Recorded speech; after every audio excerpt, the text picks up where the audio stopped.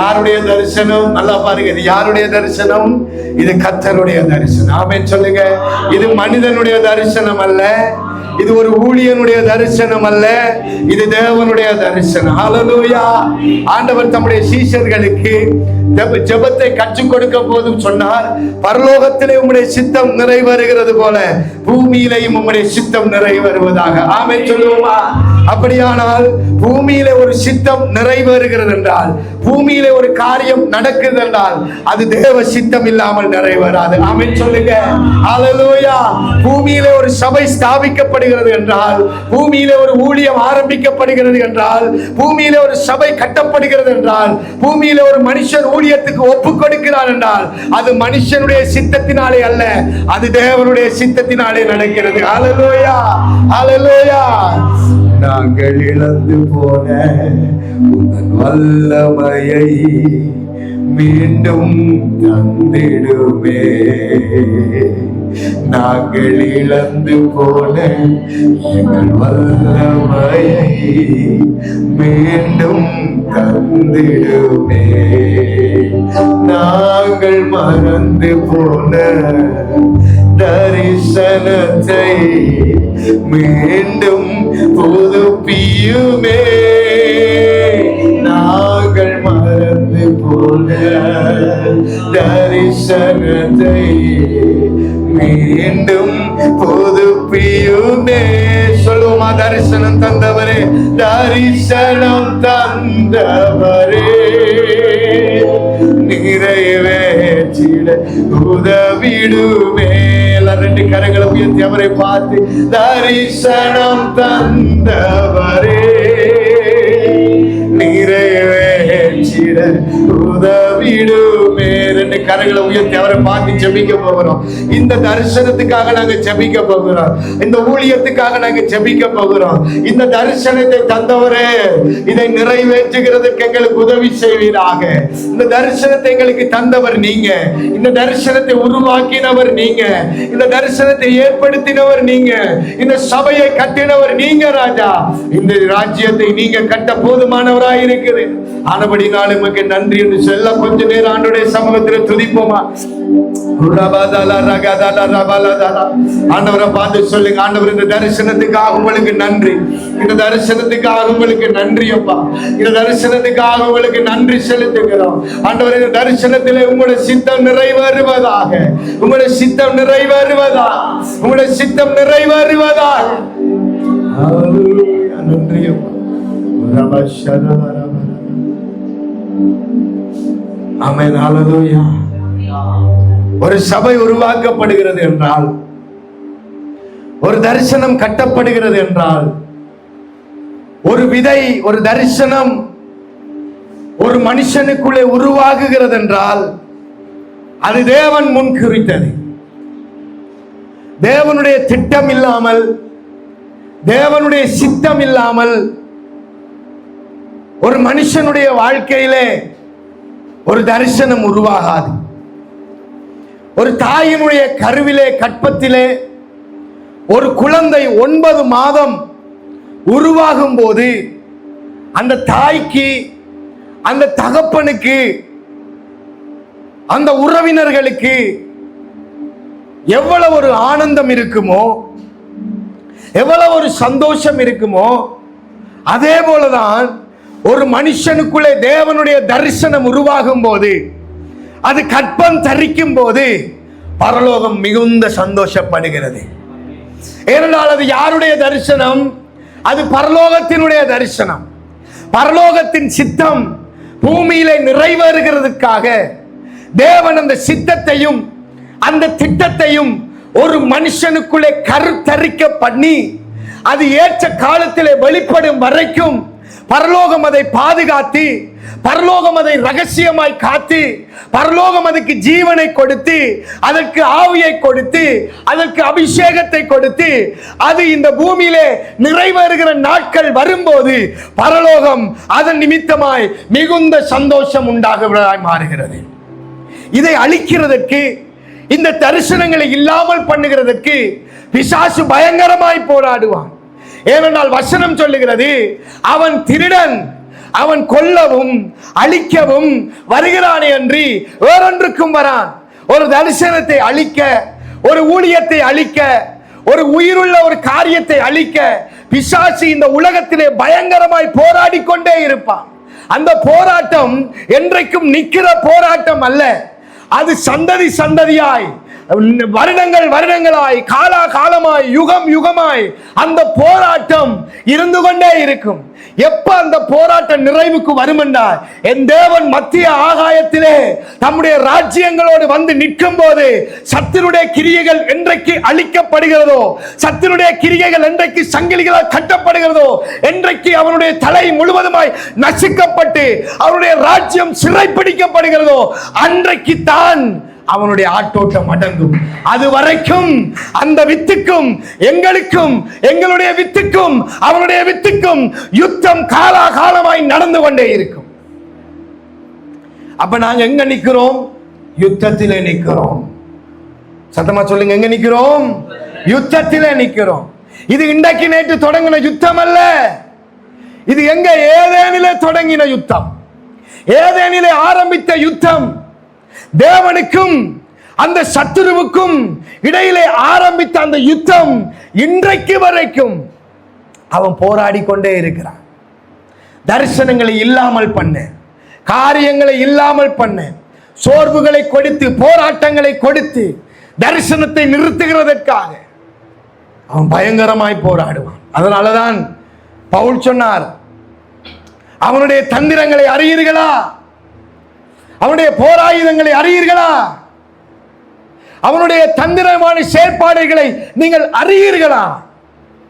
இன்னைக்கு நிறைய பேர் எதனால தங்களோட தரிசனங்களையும் தேவன் தங்களுக்கு கொடுத்த அழைப்பையும் விட்டு ஓடுகிறார்கள் என்றா, இன்னும் அவர்களுக்கு பின்பதாய் நடந்து கொண்டிருக்கிற அந்த யுத்தத்தை அவர்கள் அறியவில்லை. அந்த யுத்தத்தை அறியாதபடியினாலே தான் எங்கிருந்து போராட்டம் வருகிறது என்று தெரியாது, யார் மூலம் ஏன் போராட்டம் வருகிறது என்று தெரியாது, ஏன் இந்த சூழ்நிலை, ஏன் இந்த போராட்டம் என்று துவண்டு போய் ஆவிக்குரிய மண்டலத்தில் நடக்கிற காரியங்களை காணாதபடியினாலே அவன் தன்னுடைய சிந்தைகளையும் தன்னுடைய தரிசனங்களையும் மாற்றி எல்லாத்தையும் விட்டுட்டு அவன் தன்னுடைய பாட்டிலே போய்கொண்டே இருக்கிறான். இன்றைக்கு உங்களுடைய கண்ணும் எங்களுடைய கண்களும் திறக்கப்படுமாயிருந்தால் தேவன் தம்முடைய தரிசனத்தை உங்களையும் என்னையும் கொண்டு நிறைவேற்ற போதுமானவராயிருக்கிறார். எதற்காக தேவன் இந்த சபையை இந்த இடத்திலே கட்ட வேண்டும்? ஏன் இந்த மட்டக்களப்புல வேற சபைகள் இல்லையா? உலகத்தில் வேற சபைகள் இல்லையா? இலங்கையில வேற சபைகள் இல்லையா? எதற்காய் தேவன் இந்த இடத்திலே அவருடைய ராஜ்யத்தை ஸ்தாபிக்க வேண்டும்? தேவன் நோக்கம் இல்லாமல், திட்டம் இல்லாமல் எதையும் செய்கிறவர் அல்ல. அவர் மனுஷன் அல்ல. நம்மளை போல நினைத்த மாதிரி, நினைத்த நேரத்துக்கு தன் திட்டத்தை மாற்றிக்கொள்ளவும், தன் சிந்தனைகளை மாற்றிக்கொள்ளவும் அவர் சாதாரண மனிதன் அல்ல. அவர் சர்வத்தை ஆளுகிற சர்வ வியாபியாயிருக்கிறவர், சர்வ லோகத்தின் அதிபதியாயிருக்கிறவர். அவர் சொன்னதை செய்கிற வரைக்கும் அவர் ஒரு நாளும் பின்னிட்டு நிற்கிற தேவன் அல்ல. ஆனபடியினாலே இந்த சபையை என்ன நோக்கத்துக்காய் என் தேவன் இந்த இடத்தில் நாட்டி வைத்திருக்கிறாரோ அந்த நோக்கம் நிறைவேறும் வரைக்கும் கர்த்தர் யுத்தம் பண்ணுகிறவராகவே இருக்கிறார். அந்த யுத்தத்தில் நீங்களும் நானும் நிற்கிறோம். ஹல்லேலூயா. அதுக்கு தான் நமக்கு என்ன செய்யப்படணும் தெரியுமா? கண் திறக்கப்பட வேண்டும். சொல்லுங்க, கண் திறக்கப்பட வேண்டும். நம்மட மாம்ச கண் எப்பையும் திறந்துதான் இருக்கும், அது வேற விஷயம். ஆனா நமக்கு உள்ள என்றைக்கு ரட்சிக்கப்படுகிறோமோ, என்றைக்கு இந்த உலகத்திலே ஒரு பிள்ளையாய் பிறக்கிறோமோ, அன்றைக்கு நமக்குள்ளே ஒரு ஆவிக்குரிய கண் ஒன்று இருக்கிறது. அந்த ஆவிக்குரிய கண் என்றைக்கு திறக்கப்படுகிறதோ அன்றைக்கு ஆவிக்குரிய ரகசியங்களை தேவன் காண்பிக்கிறவராய் மாறுவார். இந்த உலகம் பார்க்கிறபடி ஒரு பிரச்சனையை நாங்கள் பார்க்க மாட்டோம். இந்த உலக மனுஷன் சிந்திக்கிறபடி நாங்கள் சிந்திக்க மாட்டோம். ஏனென்றால் எங்களுடைய ஆவிக்குரிய கண் திறந்திருக்கிறபடியினாலே அவைகள் ஒவ்வொன்றையும் ஆவிக்குரிய சிந்தையோடு பார்க்கிறவர்களாய் மாறுவோம். அன்னைக்கு எலியா பர்வதத்தின் மேலே ஏறி நின்று கையளவு மேகத்தை கண்டபோது அடுத்த கட்டம் அவன் என்ன சொன்னான் தெரியுமா? பெருமழையின் சத்தம் கேட்கிறானே. இதான் ஆவிக்குரிய காது. ஆவிக்குரிய மனுஷன் திறக்கப்பட்டிருக்கிறது. உலகம் பார்க்கிறபடி அவர்கள் பார்க்க மாட்டார்கள். உலகம் சிந்திக்கிறபடி அவர்கள் சிந்திக்க மாட்டார்கள். அவர்களுடைய சிந்தனை முழுவதும் ஆவிக்குரியவர்களாகவே சிந்திப்பார்கள், ஆவிக்குரியவர்களாகவே பார்ப்பார்கள். இன்றைக்கு சபைக்கு இந்த ஆவிக்குரிய கண்கள், ஆவிக்குரிய காதுகள், ஆவிக்குரிய மனுஷனுடைய அந்த அவயவங்கள் திறந்து இருக்க வேண்டிய நாட்கள்ல நிற்கிறோம். இவைகள் நமக்கு திறக்கப்பட்டால், இந்த கண்கள் நமக்கு திறக்கப்பட்டால், எங்களுடைய ஊழியம் மாறும், எங்களுடைய பேச்சு மாறும், எங்களுடைய நடை உடை பாவனை மாறும், எங்களுடைய வாழ்க்கை மாறும், எங்களுடைய சுற்றுச்சூழல் மாறும், எங்களுடைய எண்ணங்கள் மாறும், எங்களுடைய சிந்தைகள் மாறுகிறதாயிருக்கும். அல்லேலூயா. ஆதியாகமம் 13வது அதிகாரம் 14 தொடக்கம் 18 வரை உள்ள வசனங்களை இந்த வேதத்தினுடைய செய்திக்கு ஆதாரமாக நாங்கள் எடுத்து ஒரு சில காரியங்களை இன்றைக்கு தியானித்து நாங்கள் முடிக்க போகிறோம். ஆதியாகமம் 13வது அதிகாரம் 14ஆம் வசனம். லோத்து ஆபிரகாமை விட்டு பிரிந்த பின்பு கர்த்தர் ஆபிரகாமை நோக்கி உன் கண்களை ஏறெடுத்து பார்,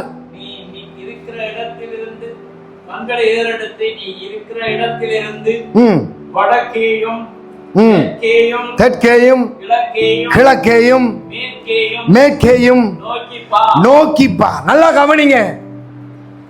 ஆபிரகாமோட லோத்து வந்தான். லோத்து இருக்கும் வரைக்கும் ஆபிரகாமுக்கு பிரச்சனையாவே இருந்தது. லோத்துவும் பெருகிக் கொண்டே போனான், ஆபிரகாமும் பெருகிக் கொண்டே போனான். 2 பேருக்கு ஒத்து வரல, 2 மேய்ப்பர்களுக்கும் ஒத்து வரல. ஆனபடினாலே லோத்து ஆபிரகாமின் இடத்திலே அனுமதி கேட்டுக்கொண்டு அவன் தனக்கு பிரியமான இடத்துக்கு பிரிந்து போனான். எப்ப லோத்து ஆபிரகாமை விட்டு பிரிந்து போனானோ அதற்கு பின்பு கர்த்தர் ஆபிரகாமோடு பேச ஆரம்பிக்கிறார். அல்லேலூயா. இன்னைக்கு நிறைய லோத்து நம்மளோட இருக்கிறபடினாலதான் இன்னும் ஆண்டவருடைய சத்தத்தை எங்களால கேட்க முடியல. ஆபிரகாம் தேவனுடைய சத்தத்தை கேட்டு வெளியே வந்த மனுஷன், தேவனுடைய அழைப்பை கேட்டு வந்த மனுஷன், தேவனுடைய சித்தத்தை புரிந்து கொண்டவன், தேவனுடைய ரகசியங்களை அறிந்து கொண்டவன், தேவனுடைய குரலை கேட்ட மனுஷன். ஆனால் லோத்து இது ஒன்றையுமே கேட்கல. லோத்துக்கு தெரிஞ்சது முழுக்க ஆபிரகாம் போறான், நானும் போறேன். எலிசாக்கு இருந்த வேலைக்காரன் மாதிரி. எலியாக்கு இருந்த வேலைக்காரன் எலிசா. எலிசா எப்பவும் எலியாவின் மேல நோக்கமாவே இருந்தான். எலிசாவினுடைய கண்கள் எப்பவும் எலிசாவை பார்த்து கொண்டே இருந்தது. அதனால இந்த உலகத்தை விட்டு எலியா ரதத்திலே எடுத்துக் கொள்ளப்படும் போது எலிசா அவன்கிட்ட கேட்டது ஒன்றே ஒன்றுதான், என் எஜமானனே உங்களோட அபிஷேகம் எனக்கு இரட்டிப்பா வேணும். ஆனா எலிசாக்கு இருந்த வேலைக்காரன் அப்படி இல்லை. தரிசனமும் கிடையாது, ஒன்றும் கிடையாது. அதுக்கு தேவைப்பட்டதெல்லாம் வீட்டில் என்ன குறை இருக்கோ அதெல்லாம் இல்லாம போயிடும், அது மட்டும்தான். அது மாதிரி தான் ஆபிரகாமுக்கு தேவனுடைய சத்தம் தெரியும், ஆபிரகாமுக்கு தேவனுடைய அழைப்பு தெரியும், ஆபிரகாமுக்கு தேவனுடைய வேறு பிரிக்கப்பட்ட வாழ்க்கை இருக்கிறது. ஆனால் லோத்துக்கு அது ஒன்றுமே கிடையாது. சில நேரம் நம்மளோட தரிசனத்தில் இப்படிப்பட்ட கூட்டங்கள் இருக்கும். நம்ம சொல்ற ஒன்றும் விளங்காது, ஜபத்துக்கு வாடா வராது, ஜெபி என்றா ஜெபிக்காது, பைபிள் வாசி என்றா பைபிள் வாசிக்காது. இதெல்லாம் யாரு மாதிரி? லோத்து மாதிரி. ஆனா ஆசீர்வாதம் மட்டும் வேணும். முழங்கால நின்று சபை முடியும் வரைக்கும் ஆனா வாயில வார ஜெபம் என்ன தெரியுமா? ஆசீர்வதியும் ஆசீர்வதியும் ஆசீர்வதியும், ரெட்டிப்பான ஆசீர்வாதம் ரெட்டிப்பான ஆசீர்வாதம் ரெட்டிப்பான ஆசீர்வாதம். 6 ரதத்துல வருவா, 6 ரதத்தை பின்தொடரலாம். இதுதான் என்ன. இப்படி இருக்கிற லோத்து என்றைக்கு ஆபிரகாமை விட்டு வெளியில போனானோ, என்றைக்கு ஆண்டவர் கிண்டி கிளப்பினாரோ, என்றைக்கு ஆண்டவர் அளவாங்க போட்டு தள்ளினாரோ. சிலர் அப்படித்தான் தள்ளணும், உருளாது. சில கல் என்ன செய்யாது? உருளாது. கையால தள்ளினா உருளாது, அளவாங்க போட்டு கிளப்பினாலும் அசையாது, வெடி வச்சாலும் என்ன செய்யாது, சில நேரம் உட்டையாது, வெட்டிக்காது. பெக்கோ கொண்டு வந்து போட்டு தான் உருட்டும். அப்பையும் சொன்ன லைட்டா தான் ஆடு இல்லையா? இத என்றைக்கு தேவன் நம்மட வாழ்க்கையை விட்டு வெளியில திறத்துறாரோ அன்றைக்கு தான் ஆபிரகாமை பார்த்து ஆண்டவர் சொல்றார், உன் கண்களை ஏறெடுத்துப்பார். தரிசனம் இங்கல்ல, தரிசனம் தொலைவில் இருக்குது.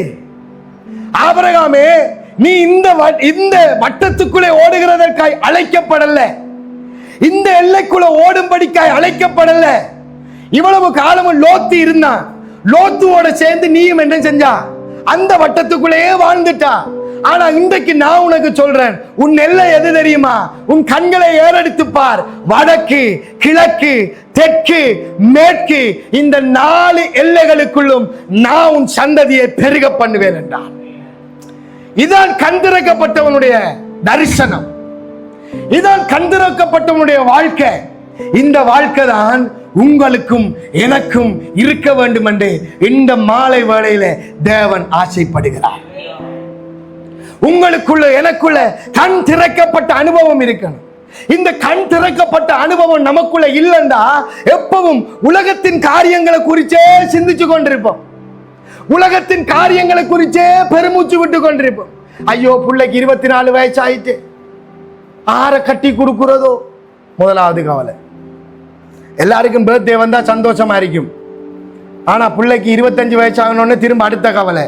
ஐயோ, பிள்ளைக்கு 25 வயசு ஆயிட்டு, ஆற உருட்டி கொண்டே விடுறதோ, ஆற கட்டி கொடுக்கிறதோ. இது சிலருக்கு ஜென்மம் ஜென்மமா இதுதான் கவலை. கிட்டடியில் ஒரு ஆளை சந்திச்சேன்.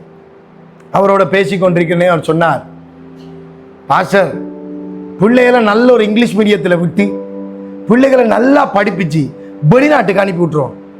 எப்ப பிள்ளை இப்ப 5ஆம் ஆண்டு படிக்குது. தரிசனம் என்ன? வெளிநாட்டுக்கு அனுப்பி விட்டுருவோம். அப்ப சிந்தனை முழுக்க என்னவா இருக்குது? இந்த உலகத்தில் எப்படி செவாய் பண்ற, அவ்வளவுதான். அதோட வாழ்க்கை முடிய போறதில்லை. தேவன் நமக்கு பெரிதான ஒரு தரிசனத்தை வைத்திருக்கிறார். தேவன் நமக்கு பெரிதான ஒரு எல்லைக்குறியை வைத்திருக்கிறார். தேவன் நமக்கு பெரிதான ஒரு ஆசீர்வாதத்தை வைத்திருக்கிறார். நித்திய காரியங்களை வைத்திருக்கிறார். இந்த ஓட்டத்தை ஓடி முடிக்கணும் என்றா எங்களுக்கு பிரகாசம் உள்ள மனக்கண்கள், தரிசனம் உள்ள மனக்கண்களை தேவன் நமக்கு கொடுக்க வேண்டும். இந்த பிரகாசம் உள்ள மனக்கண்கள் நமக்கு இருக்கலண்டா எப்பவும் நம்முடைய வாழ்க்கையில துக்கம் தான், எப்பவும் நம்முடைய வாழ்க்கையில பிரச்சனை தான், எப்பவும் நம்முடைய வாழ்க்கையில போராட்டம் தான். நியாயாதிபதிகள் புஸ்தகம் 16ஆம் அதிகாரம் 21வது வசனம். நமக்கு எல்லாருக்கும் தெரியும், சிம்சோன் என்ற ஒரு தேவ மனுஷன் இருந்தான். அவனை போல இந்த உலகத்தில் பலசாலி இருந்ததே கிடையாது. சிங்கத்தை கொல்லக்கூடிய பலன், ஒரு பச்சை தாடை எலும்புகளினாலே ஜனங்களை ஆயிரக்கணக்கில் கொல்லக்கூடியவன், எல்லாம் தேவனுக்காக வைராக்கியமாய் செய்தாலும் அவனுடைய கண்கள் எப்பவும் என்ன செஞ்சது தெரியுமா? இந்த உலகத்தின் காரியங்களை பார்த்து கொண்டே இருந்தது. உலகத்தின் காரியங்களை பார்த்து கொண்டிருந்ததால வசனம் சொல்லுகிறது, அந்த பெண் இவனுடைய பார்வைக்கு அழகானவளாயிருந்தபடியினால அம்மாட்டை அப்பாட்டையும் போய் சொல்றாள், அவளின் பார்வைக்கு இனிமையாயிருக்கிறாள், அவளின் பார்வைக்கு சௌந்தரியமாயிருக்கிறாள், அவளின் பார்வைக்கு வசீகரமாயிருக்கிறாள், எனக்கு அவள் தான் கட்டி கொடுத்தாச்சா. இப்ப அதாலதான் பிரச்சனை. இப்ப கடைசியில எந்த கண்ணால பார்த்து மயங்கினாரோ அந்த கண்ணையே பிசாசு புடுங்கி போட்டான். பிசாசு புடுங்கி போட்டான். நியாயாதிபதிகள் 16:21 தான் சொல்லுது. பெலிஸ்தர் அவனை பிடித்து அவன் கண்களை பிடுங்கி, கண்ணை பிடுங்கினா அங்கால் என்னது? ஆள் 0. வசனம் சொல்லுது, உன் கண் இருளடைஞ்சா சரீரம் முழுவதும் என்னவா இருக்குமா? இருளாத்தான் இருக்கும். கண் வெளிச்சமாயிருந்தால், ஒளியாயிருந்தால் நம்முடைய சரீரம் முழுவதும் வெளிச்சமாயிருக்கும். இந்த சிம்சோன் கண்ணை பிடுங்கின உடனே முழு சரீரமும் என்னவா மாறிட்டு? இருளாய் மாறினது. இருளாய் மாறினது. எங்க நிக்கிறோம் என்று தெரியாது, எங்க போறோம் என்று தெரியாது. ஏன்? கண் பிடுங்கப்பட்ட ஒரு வாழ்க்கை. சத்துரு கண்ணை பிடுங்கிட்டான். இப்ப என்ன நடக்குது?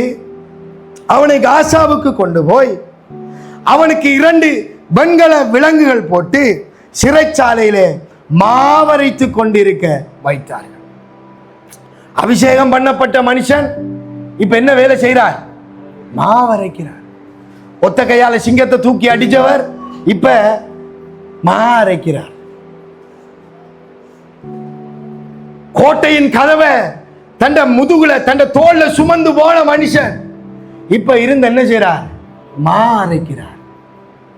எவ்வளவு ஒரு அவமானம், எவ்வளவு ஒரு நிந்தை. ஒரு மனுஷனுடைய வாழ்க்கையில கண் குருடாக்கப்படும் என்றால் பிசாசு அவனை அவமானப்படுத்துகிற விதத்தை பாருங்கள். அவனுடைய வாழ்க்கையில பிசாசு அவனை வேதனைக்கு தள்ளுகிற அந்த காரியத்தை கொஞ்சம் நினைத்து பாருங்க. இன்றைக்கு எங்களை வாழ்க்கையில நம்முடைய கண்கள் திறக்கப்படணும், நம்முடைய தரிசனங்கள் புதுப்பிக்கப்படணும். ரட்சிக்கப்பட்ட ஆரம்ப நாட்கள்ல தேவன் எத்தனையோ காரியங்களை நமக்கு பேசியிருப்பார். ரட்சிக்கப்பட்ட ஆரம்ப நாட்கள்ல தேவன் தரிசனங்களை காண்பித்திருப்பார். ரட்சிக்கப்பட்ட ஆரம்ப நாட்கள்ல தேவன் எத்தனையோ இலக்குகளை எங்களுக்கு முன்குறித்திருப்பார். ஆனா காலம் போக போக கண்கள் குருடாக்கப்பட இன்னைக்கு அந்த தரிசனங்கள் எல்லாம் மங்கி போய் இன்னைக்கு அந்த கண்கள் எல்லாம் மறைக்கப்பட்டு இன்னைக்கு சாதாரண ஒரு விசுவாசியா, சாதாரண ஒரு மனுஷனா வாழ்றதுக்கு காரணம் என்ன? எங்களுடைய ஆவிக்குரிய கண் இன்றைக்கு பிசாசு குருடாக்கி வைத்திருக்கிறான்.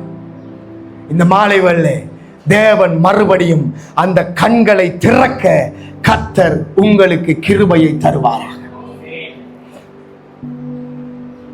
ஆபிரகாமை பார்த்து ஆண்டவர் சொன்னார், கூடாரத்தை விட்டு வெளியில வா. என்னத்தை விட்டு? கூடாரத்தை விட்டு வெளியில வந்து ஆண்டவர் சொல்றார், ஆபிரகாமே வானத்தை பார். நீ கூடாரத்துக்குள்ள இருந்தவன்டா வானத்தையும் பார்க்க இயலாது, வானத்தில் இருக்கிற நட்சத்திரங்களையும் பார்க்க முடியாது. இன்னைக்கு கண் குருடாக்கப்பட்டபடியினாலே வானத்தையும் பார்க்க முடியல, தூரத்தில் இருக்கிற அந்த தரிசனத்தை எங்களால் என்ன செய்ய முடியல. இப்ப நமக்கு தெரிகிறதெல்லாம் மேல பார்த்தா என்ன? டென்ட், கூடாரம், கம்ஃபர்டபுள் ஜோன், அப்படித்தானே? ஆண்டவருக்காக வைராக்கியமா நின்றோம், என்ன பிரயோஜனம்? ஆண்டவருக்காக ஓடினோம், என்ன பிரயோஜனம்? இந்த கூடாரம் எனக்கு கம்ஃபர்ட்டா இருக்குது. ஆண்டவர் சொல்றார், கூடாரத்தை விட்டு வெளியே வந்து முதலாவது வேலை என்ன செய்? வானத்தை பாரு. என்ன தெரியுது? நட்சத்திரங்கள். அவைகளை உன்னாலே என்ன கூடுமோ முடியாது. இன்றைக்கு உங்களுக்கு என்று தேவன் வைத்திருக்கிற தரிசனங்களை உங்கள் கண் காணவும் இல்லை, உங்கள் காதுகள் கேட்கவும் இல்லை.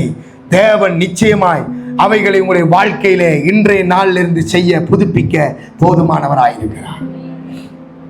உங்கள் தரிசனங்களை புதுப்பிக்க போதுமானவராயிருக்கிறார். உங்கள் கண்களை புதுப்பிக்க போதுமானவராயிருக்கிறார். இவ்வளவு காலம் நீங்க எப்படி வாழ்ந்தீங்கன்னு தெரியாது. இன்றைக்கு தேவன் உங்களுடைய வாழ்க்கையிலே மகிமையான காரியங்களை செய்வாராக. ஹல்லேலூயா. ஒரு நிமிஷம் ஆண்டவருடைய சமூகத்தில் எழுந்திருப்போமா?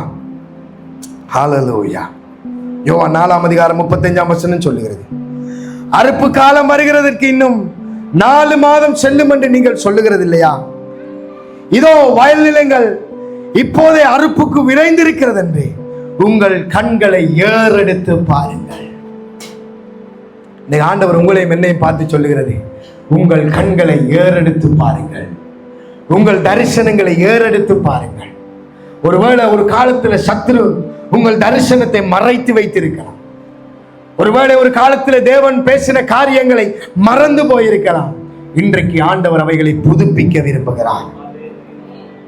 ஹல்லேலூயா. எழுந்திருப்போம் ஆண்டவர் சமூகத்தில், ஆண்டவர் பிரசன்னத்தில் எழுந்திருந்து ஒரு விஷயம் 2 கரங்களை பரலோகத்துக்கு நேராக உயர்த்தி எங்கள் கண்களை திறங்க ஆண்டவரே.